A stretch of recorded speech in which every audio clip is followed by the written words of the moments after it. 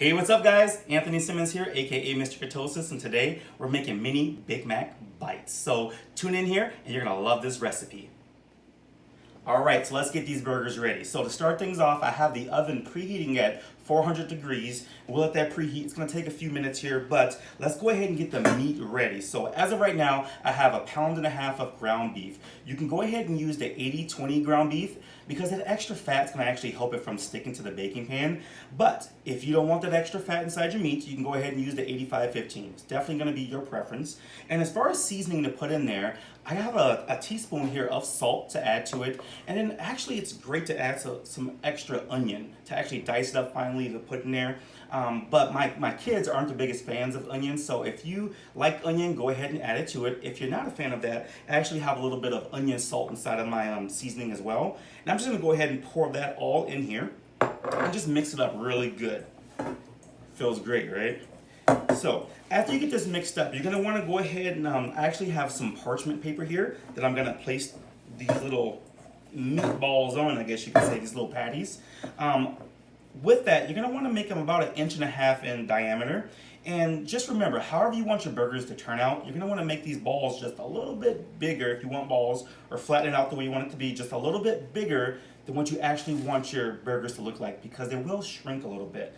Now, if you are a perfectionist, I'm not a perfectionist, but if you are, you can use a cookie cutter to actually make some perfect circles, or the lid of a jar to do that as well. But if you use the lid of a jar, go ahead and use some parchment paper or something to coat the inside of it with.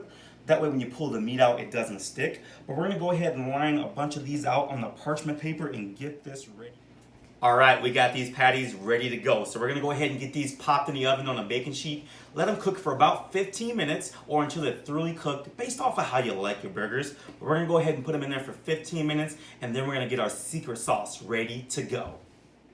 All right, so as those burgers are cooking, we're gonna go ahead and get our secret sauce ready to go. So to start things off here, I have 2 different bowls. Inside one bowl, I have all the wet ingredients. We're gonna have 1/2 cup of mayonnaise. We're gonna have 4 tablespoons of relish, 2 tablespoons of yellow mustard, and then 1 teaspoon of white wine vinegar. We're gonna go ahead and mix that all up just to get the consistency really nice and good. I like to use the wet ingredients first just because I feel like they just mix better that way. Well, yep, this is looking really, really good. We're gonna go ahead and get this all mixed up, and then we'll add into our dry ingredients. With those, we have a teaspoon of paprika, a teaspoon of onion powder, and a teaspoon of garlic powder. We'll go ahead and get that mixed right in there as well. And this is just gonna make that really tasty secret sauce, that Big Mac sauce, right? That we all know so well.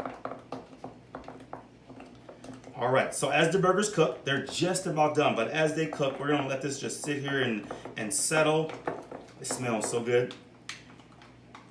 And we're gonna go ahead and say, if you wanna get your cheese slices ready, you can go ahead and do that. I actually already went ahead and put mine in squares. So a couple different things you can do. We definitely believe in a good, better, best. There's best ways to do things, and there's better ways to do things. So you don't have to be perfect. I went ahead and took some sliced cheeses, and I actually broke them into 4s, and I have those in here because I didn't have time to stop at the deli. But I would say the best option is definitely to go to the deli, get some freshly sliced cheese. But we're gonna go ahead and just use our packaged cheese for now. Once again, no judging. We take our robes off, our black robes off at the door.